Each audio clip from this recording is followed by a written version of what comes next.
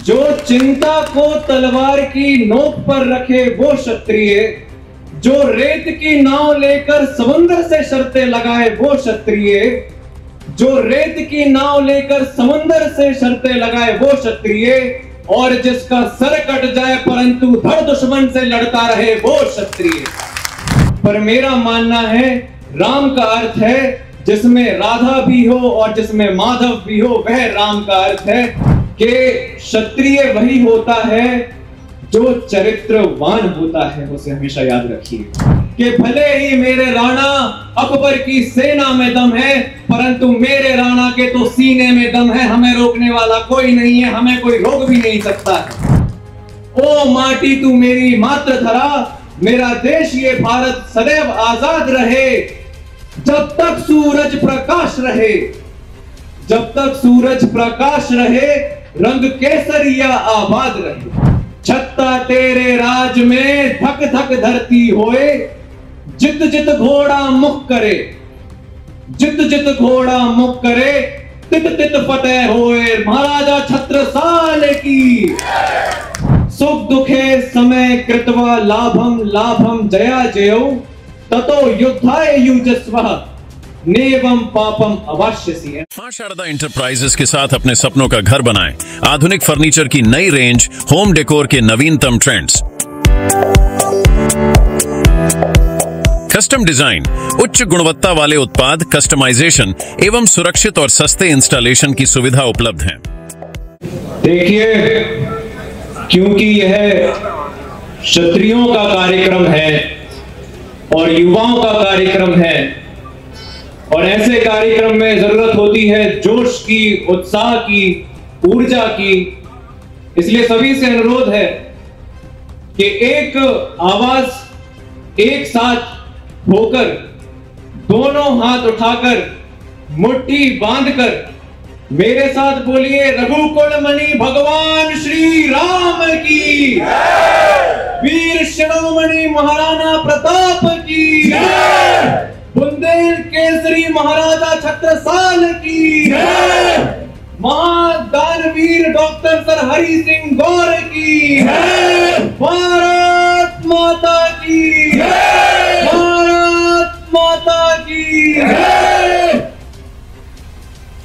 आज के इस कार्यक्रम में मंच पर मेरे साथ उपस्थित, मंच पर उपस्थित मेरे आदर्श क्षत्रिय समाज के गौरव, जिन्होंने राजनीति के क्षेत्र में, प्रदेश में और देश में भारतीय जनता पार्टी को एक नए मुकाम पर पहुंचाया है, और जिन्होंने अपना समस्त जीवन जन सेवा को और राष्ट्र निर्माण को समर्पित कर दिया है। आदरणीय चाचा श्री नरेंद्र सिंह तोमर जी, सभी से अनुरोध है जोरदार तालियों से उनका स्वागत करें, वंदन करें, अभिनंदन करें। मंच पर उपस्थित समाज के सभी गौरव, जितने भी समाज के गणमान्य जन उपस्थित हैं, समाज के गौरव उपस्थित हैं, मैं सभी के चरणों में सादर प्रणाम करता हूं, सभी के चरणों में सादर प्रणाम करता हूं। जितनी भी मातृशक्ति उपस्थित है उन्हें प्रणाम करता हूं। उसी के साथ इस कार्यक्रम में एक बहुत बड़ी संख्या में युवा साथी उपस्थित हैं। मैं सभी को दोनों हाथ जोड़ के नमस्कार करता हूं, इस कार्यक्रम में स्वागत करता हूं, वंदन करता हूं, अभिनंदन करता हूं। कार्यक्रम में उपस्थित पत्रकार बंधुओं, जो चिंता को तलवार की नोक पर रखे वो क्षत्रिय, जो चिंता को तलवार की नोक पर रखे वो क्षत्रिय, जो रेत की नाव लेकर समुद्र से शर्तें लगाए वो क्षत्रिय, जो रेत की नाव लेकर समुद्र से शर्तें लगाए वो क्षत्रिय, और जिसका सर कट जाए परंतु धड़ दुश्मन से लड़ता रहे वो क्षत्रिय। आज सबसे पहले भगवान श्री राम का संदेश आपको देना चाहूंगा। भगवान श्री राम हमारा स्वाभिमान है, हमारा गौरव है। भगवान श्री राम क्षत्रिय संस्कृति का प्रतीक है। वह क्षत्रिय संस्कृति जो बोलती है कि धर्म की रक्षा करने से बड़ा कोई पुण्य नहीं होता और दूसरों को कष्ट पहुंचाने से बड़ा कोई पाप नहीं होता, वह क्षत्रिय संस्कृति के वो प्रतीक है। एक बार मुझसे पूछा गया कि आपको क्या लगता है राम का अर्थ क्या होता है? ड्योरी विधानसभा के परम सम्मानीय विधायक श्री ब्रिज बिहारी पटेरिया जी भी हम सबके बीच में आज उपस्थित हैं। सभी उनका स्वागत करें, वंदन करें, अभिनंदन करें। और भगवान श्री राम के बारे में मैं आप सभी से बात कर रहा था। एक बार मुझसे पूछा गया कि आपको क्या लगता है राम का अर्थ क्या होता है? तो मैंने बताया कि देखिए, भगवान श्री राम के नाम के तो अनेक अर्थ हैं, पर मेरा मानना है राम का अर्थ है जिसमें राधा भी हो और जिसमें माधव भी हो, वह राम का अर्थ है, वह राम नाम है। श्री रामचरितमानस में लिखा है कि भगवान श्री राम का नाम सूर्य की किरणों की तरह है। भगवान श्री राम का नाम सूर्य की किरणों की तरह है, जो काम, क्रोध, मद, मोह रूपी अंधकार को खत्म करने में सक्षम है, उसे खत्म भी करता है। ऐसा पवित्र भगवान श्री राम का नाम है।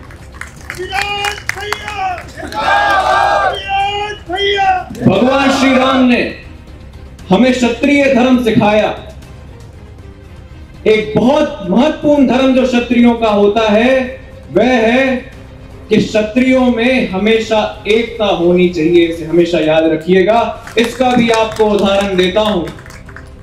क्षत्रियों में एकता होनी चाहिए तो राम जी और भरत जी जैसी होनी चाहिए।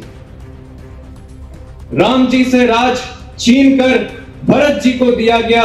भरत जी ने उसे स्वीकारा नहीं, वन में अपने भाई के पास गए और बोले कि जनता के राजा और मेरे राजा तो केवल राम ही है, मैं कैसे राज कर सकता हूं। और अपने भैया की खड़ाओं को सर पर रख के, क्योंकि राम जी माने नहीं, राज करने को वो तैयार नहीं थे, अपने भैया की खड़ाओं को सर पर रख के अयोध्या गए, राज सिंहासन पर खड़ाओं को स्थापित करा। 14 वर्ष, आप सभी जानते हैं, 14 वर्ष अयोध्या के बाहर एक वन में, एक कुटी में 14 वर्ष राज उन्होंने चलाया, अपने भाई की खड़ाऊ रखकर चलाया। ऐसी एकता क्षत्रियों में होनी चाहिए। और उसी के साथ अपने भाई से उन्होंने बोला था कि भैया, अगर 14 वर्ष बाद आप एक दिन भी और लेट हुए, एक दिन भी और आपने देरी की, तो मैं अग्नि में समाधि ले लूंगा, प्राण त्याग दूंगा। ऐसी एकता ही क्षत्रिय एकता होनी चाहिए। ऐसी एकता ही क्षत्रिय एकता होनी चाहिए। भगवान श्री राम ने हमें सिखाया कि हमेशा अपने पिता की हर आज्ञा का पालन करना है। इसको युवा साथी हमेशा याद रखें। दशरथ जी ने बेमन से राम जी को बोला, आज्ञा दी कि आप 14 वर्ष वन में व्यतीत करिए। राम जी ने खुशी खुशी उसे स्वीकार किया। राम जी ने अपने पिता दशरथ जी को क्या, अपने पिता दशरथ को क्या, उन्होंने एक बार कैकेयी की भी आलोचना नहीं की और लक्ष्मण जी को कैकेयी की आलोचना करने से रोक दिया। ऐसा महान व्यक्तित्व भगवान श्री राम का है और इसलिए ना राम जैसा कोई हुआ है, ना कभी हो सकता है। पर सबसे महत्वपूर्ण संदेश जो भगवान श्री राम ने क्षत्रियों को दिया कि क्षत्रिय वही होता है जो चरित्रवान होता है, उसे हमेशा याद रखिए। इसका उदाहरण भी आपको देता हूं। भगवान श्री राम ने बाली को तीर मारा। बाली बोला कि प्रभु उस मूर्ख, उस कमजोर सुग्रीव की सहायता क्यों ली? एक बार मुझसे बोलते, रावण का शीश काट के आपके चरणों में अर्पित कर देता। एक बार मुझसे तो बोलते।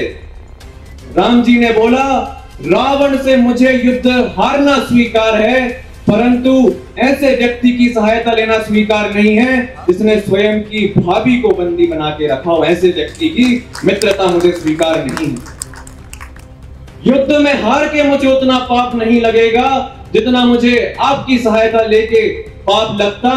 और इसलिए भगवान श्री राम का यही संदेश हमेशा क्षत्रियों को रहा है कि क्षत्रियों में एकता होनी चाहिए, क्षत्रियों में अपने पिता की हर बात मानने की भावना होनी चाहिए, उनकी आज्ञा की पालन करने की भावना होनी चाहिए और क्षत्रिय चरित्रवान होने चाहिए।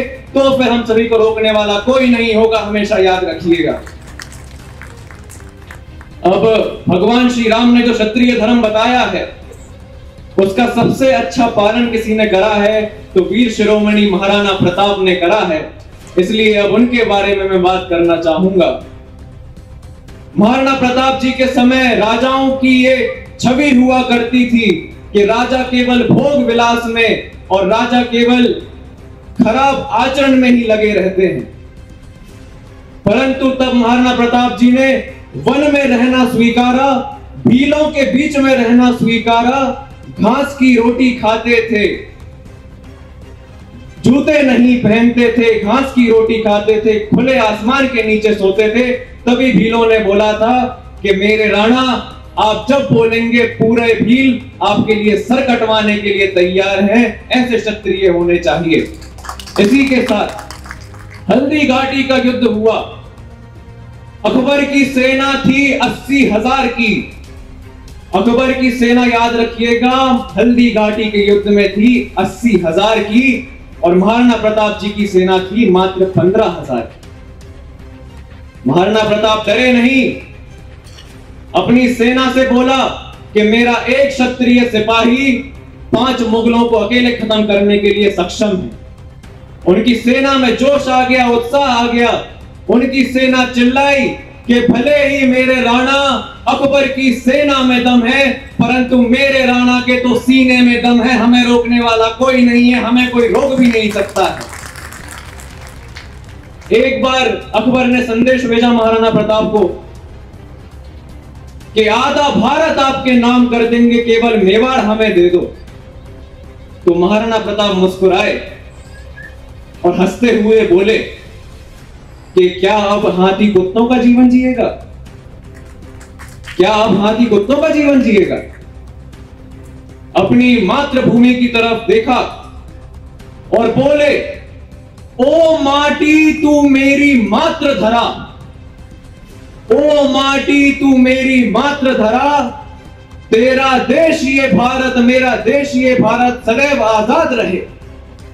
ओ माटी तू मेरी मातृ धरा, मेरा देश ये भारत सदैव आजाद रहे। जब तक सूरज प्रकाश रहे, जब तक सूरज प्रकाश रहे, रंग केसरिया आबाद रहे। जब तक सूरज प्रकाश रहे, रंग केसरिया आबाद रहे।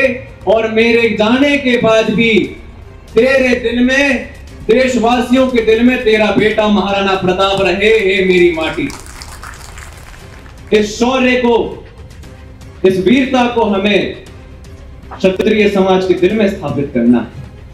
यह बुंदेलखंड की धरती है, इसलिए बुंदेल केसरी महाराजा छत्रसाल के बारे में बात करना जरूरी है। जब वह मात्र 12 वर्ष के थे, उनके माता पिता ने मुगलों से लोहा लेते हुए युद्ध क्षेत्र में अपने प्राण त्याग दिए थे। तभी महाराजा छत्रसाल ने संकल्प किया था कि मैं बुंदेलखंड को आजाद कराऊंगा, मैं स्वराज्य यात्रा निकालूंगा।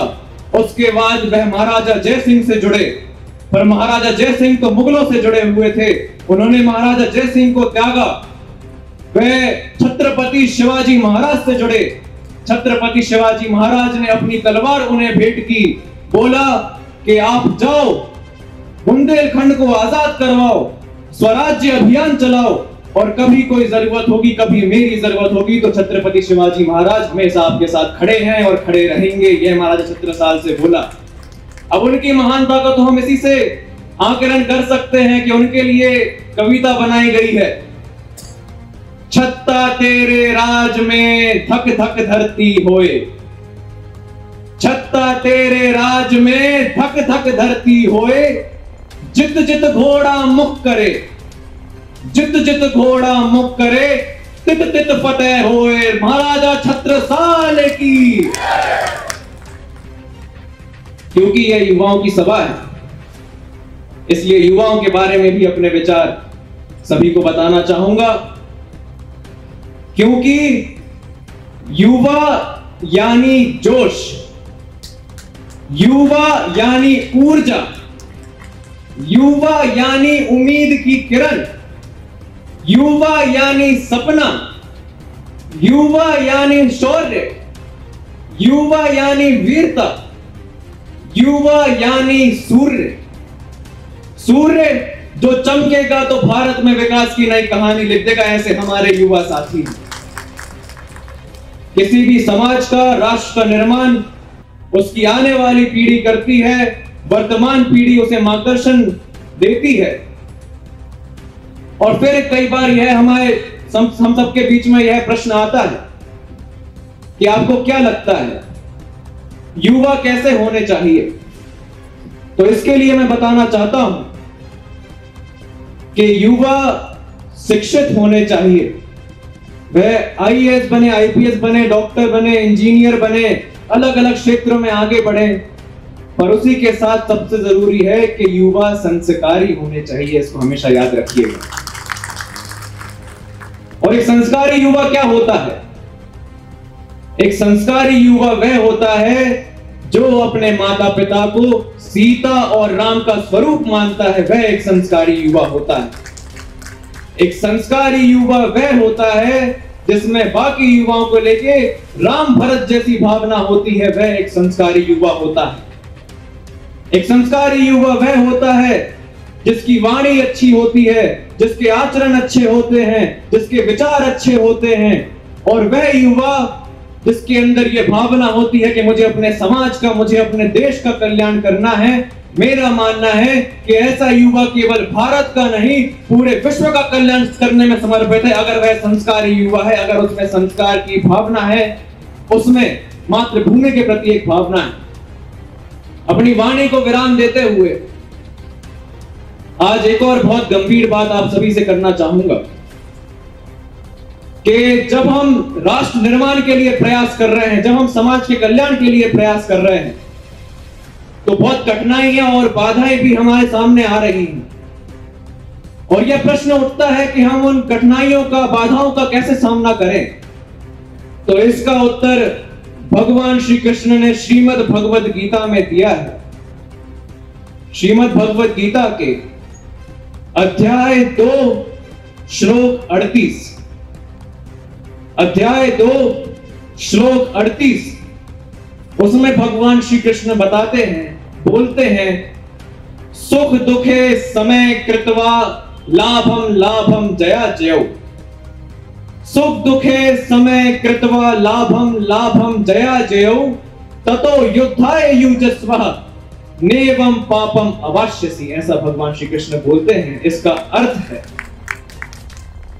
जय पराजय का विचार किए बिना, लाभ हानि का विचार किए बिना, सुख दुख का विचार किए बिना अगर तुम युद्ध करोगे कौन थे, तो तुम पाप के भागी नहीं बनोगे। इसे हमेशा याद रखना। हम सभी को कर्म करना है, फल की चिंता नहीं करनी है। मैं पुनः सभी वरिष्ठ जनों के, गणमान्य जनों के चरणों में प्रणाम करता हूं।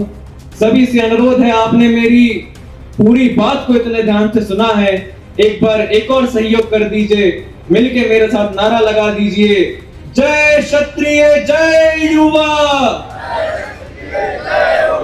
जय क्षत्रिय जय युवा, वंदे वंदे भारत माता की, भारत माता की जय सिया राम, जय सिया राम। बहुत बहुत धन्यवाद। जय हिंद, जय मध्य प्रदेश। मां शारदा इंटरप्राइजेस के साथ अपने सपनों का घर बनाएं। आधुनिक फर्नीचर की नई रेंज, होम डेकोर के नवीनतम ट्रेंड्स, कस्टम डिजाइन, उच्च गुणवत्ता वाले उत्पाद, कस्टमाइजेशन एवं सुरक्षित और सस्ते इंस्टॉलेशन की सुविधा उपलब्ध है। Marriage garden, hotel, restaurant, showroom, office, hospital, दुकान एवं मकान के नवीनीकरण, इंटीरियर डेकोरेशन मटेरियल के लिए सागर का एकमात्र शोरूम।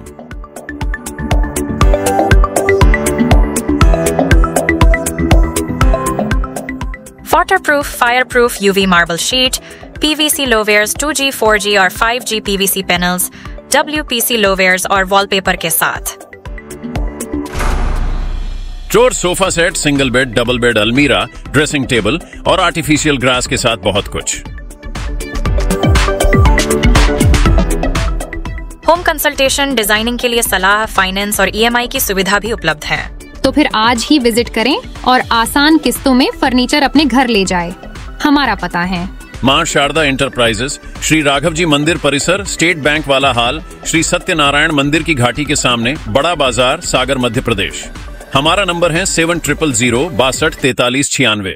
रिपब्लिक सागर मीडिया को सब्सक्राइब अवश्य करें और आप हमारी आने वाली सभी वीडियो को देखना चाहते हैं तो आपको उसके लिए घंटी जरूर दबानी पड़ेगी ताकि आपको सभी वीडियो की नोटिफिकेशन समय समय पर मिलती रहे। रिपब्लिक सागर मीडिया पर जो भी वीडियो आएगा वह सच की कसौटी पर कसकर ही आएगा।